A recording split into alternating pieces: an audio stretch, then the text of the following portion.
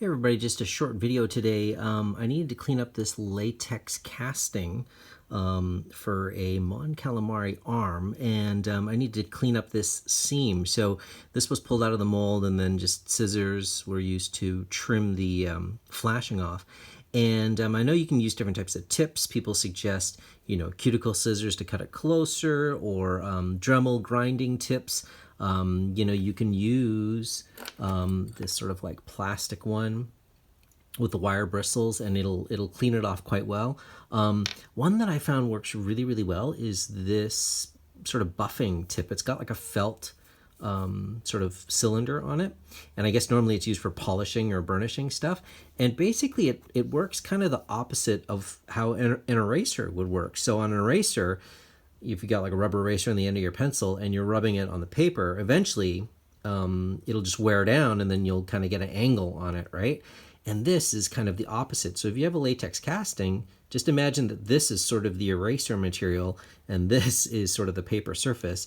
And if you just move it in circles like this, right? Try not to do it in a straight line, because you'll end up with like kind of like a trough there. You'll sort of see a visible mark. But if you kind of do it in circles, it just erases this stuff right off. So I'm going to turn on the Dremel so you can see. Oops, sorry. I'm going to turn on the Dremel so you can see.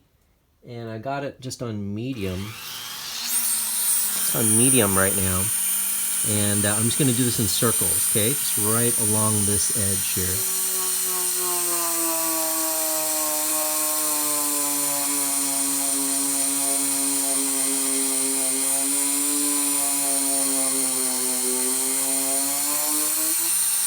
Look at that, right?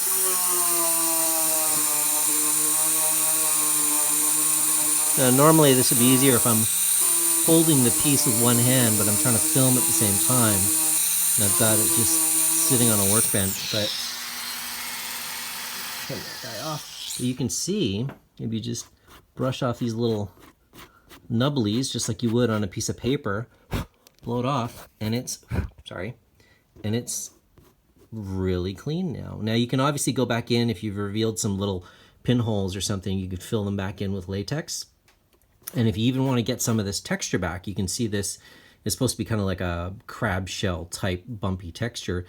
I'm just going to use a sponge and maybe mix in some Cabasil, some micro balloon sort of fibers, and then just kind of sponge dab it back on, and it'll create a texture and fill that back up. So that's just a tip for you if you're trying to repair a latex casting, just how to clean up the edges really quick.